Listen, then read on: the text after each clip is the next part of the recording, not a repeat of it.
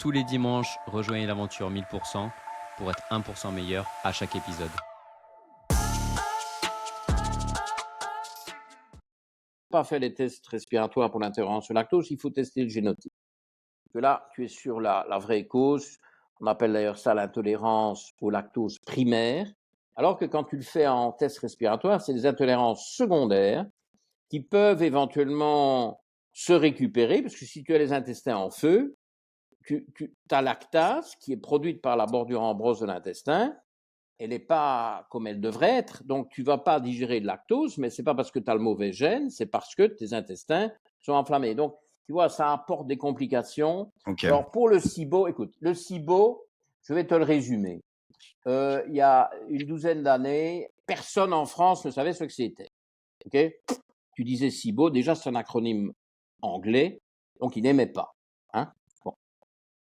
Et maintenant, tous les cas complexes que je reçois, tous, ok, français, hein, pas d'autres pays, hein, mais les Français, parce que moi j'ai une clientèle internationale, les Français, si c'est des cas complexes, je suis en errance médicale depuis 10 ans, ils ont l'étiquette SIBO et l'étiquette SAMA, tous, et 100%, et intolérance à l'histamine.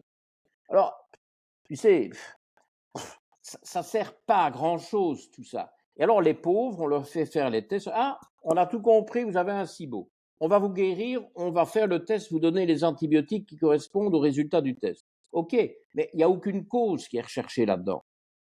Le pourcentage de rechute, mais c'est énorme.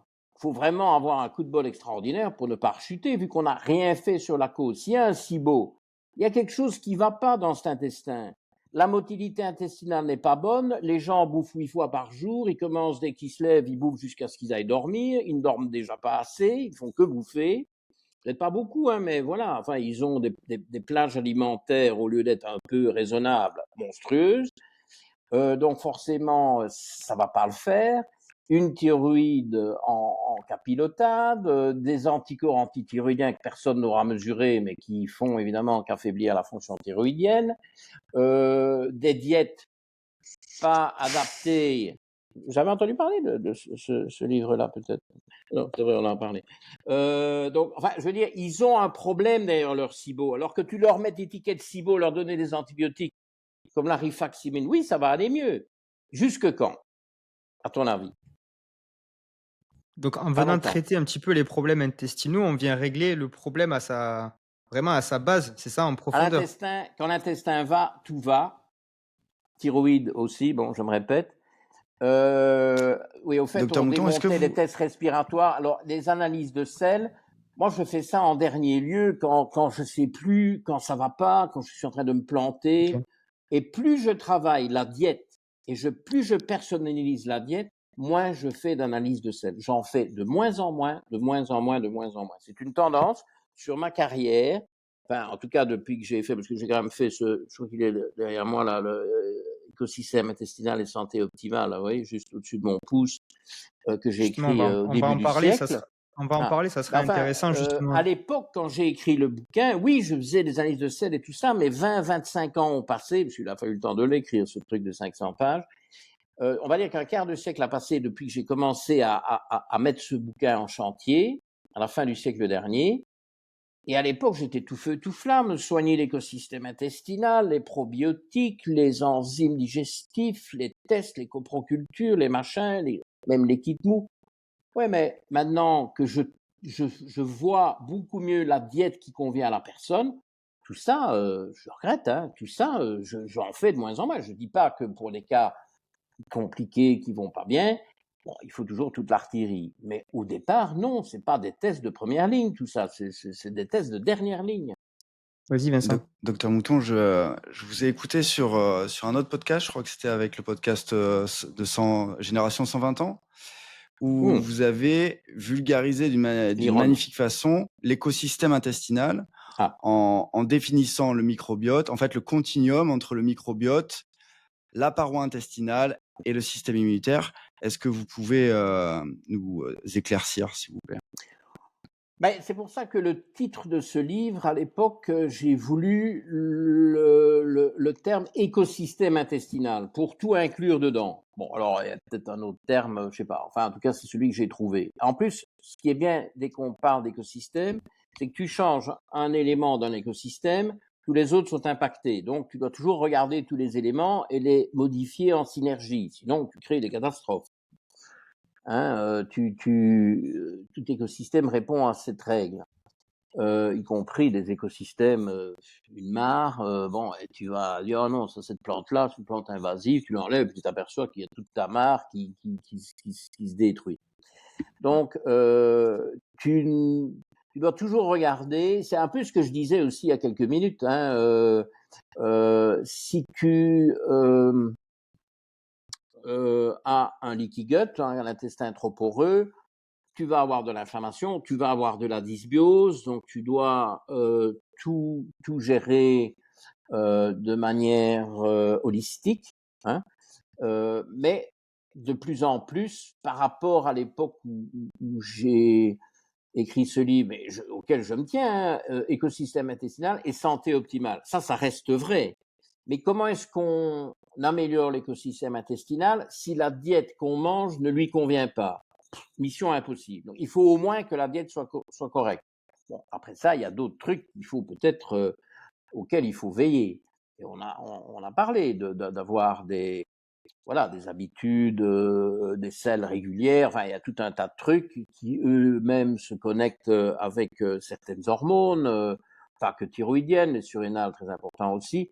Donc tout ça joue, mais de plus en plus, je trouve, et c'est quelque chose qui s'impose à moi, de 5 ans à 5 ans, au fil de ma carrière, bon, ça fait quand même 8 fois 5 ans maintenant, merci, ça ne me rajeunit pas, mais c'est un fait.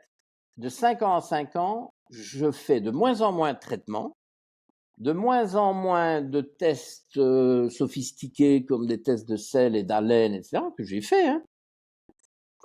Ça me paraît même maintenant, je dis, mais qu'est-ce que tu foutais là? Et maintenant, je cherche la bonne diète, et tout est emballé, c'est pesé. Hein. C'est belge cette expression, c'est chez le Je pense boucher. que Okay, Vincent, il parlait emballé, c'est justement pesé. de est-ce qu'on pourrait comprendre un peu Non, comment là ça aussi, nous. fonctionne? Ouais, on Ah. l'a aussi.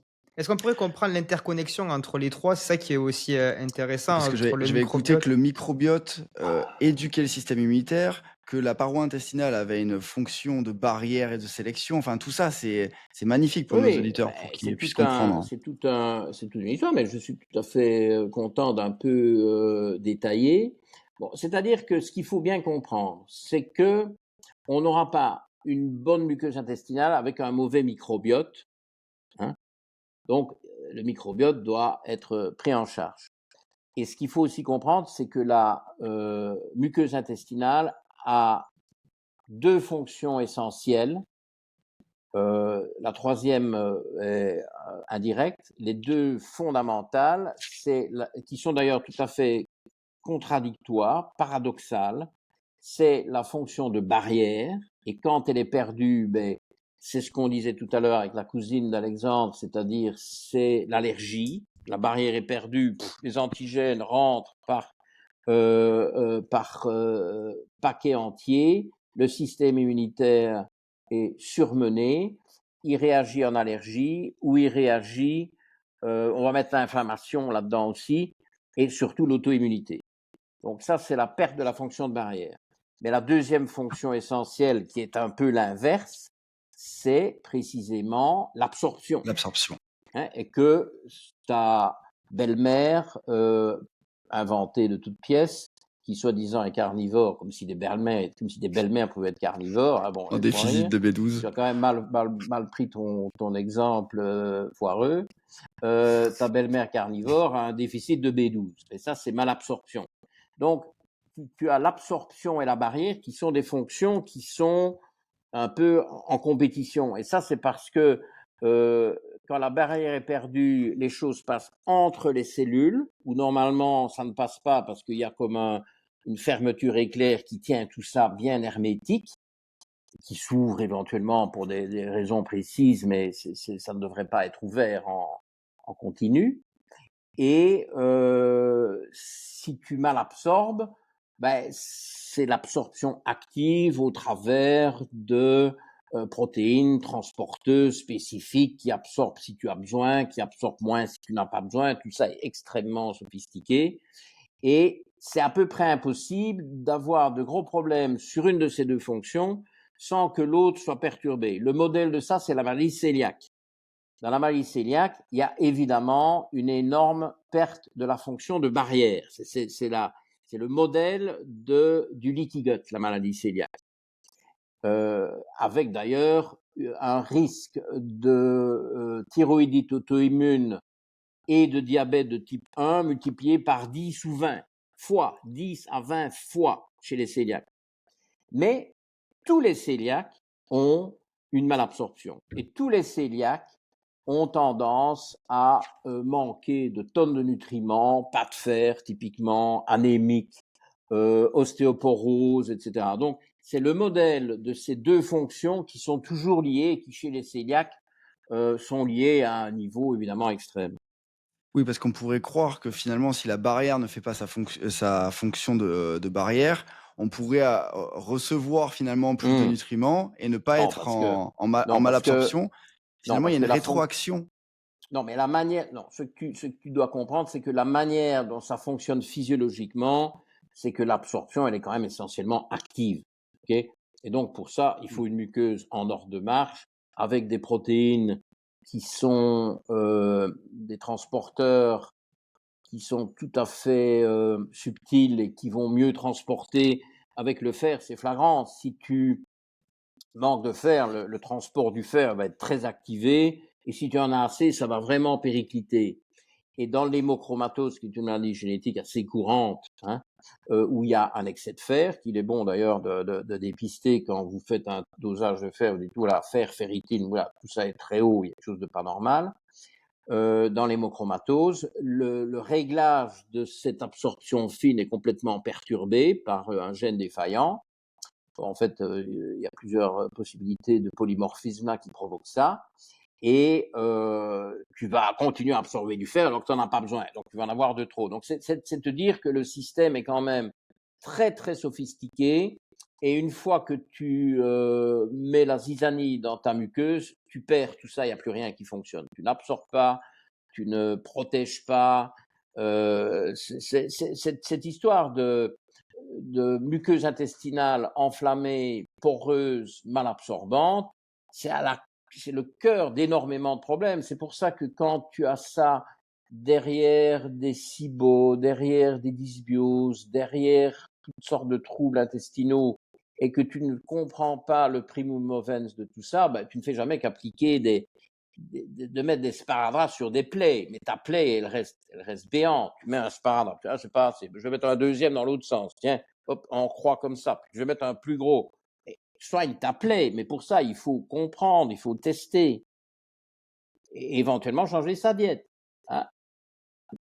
Et c'est vrai que, excuse-moi juste, Pierre, après je te laisserai répondre. Je suis en train je bouquine un petit peu un livre de Julien Vénesson qu'on aimerait bien avoir. D'ailleurs, s'il écoute le podcast, pourquoi pas venir un jour. Je sais pas si vous T'attends, le, Julien. si, Je si sais, vous vous allez le bien connaissez. l'avoir. Et il est très Et intéressant, juste, Julien. Hein. Bon, ça, ouais, parfait. justement, et il parle des antinutriments, justement, et de leur rôle un petit peu sur la perméabilité intestinale. J'aurais aimé avoir votre avis vis-à-vis de ça. Il parle de la saponine, je crois, et la lectine qui auraient un rôle un petit peu négatif sur cette Oui, oui. perméabilité.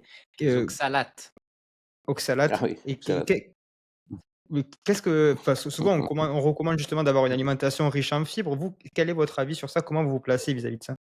Moi, je ne recommande pas d'avoir nécessairement une alimentation riche en fibres. D'ailleurs, il y a une de mes capsules pas trop anciennes, enfin il y a quelques semaines, quelques mois, où je commençais à me dire qu'on m'a gavé avec le mythe de la glutamine.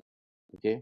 Ça, on m'a gavé. Ça, j'en veux à ceux qui m'ont bassiné avec ça. J'ai cru ça. C'est dans ce livre, mais je l'ai écrit il y a un quart de siècle, où il fallait porosité intestinale, leaky gut, prenez de la glutamine, tout va être guéri. Bon, j'ai essayé, j'ai jamais réussi.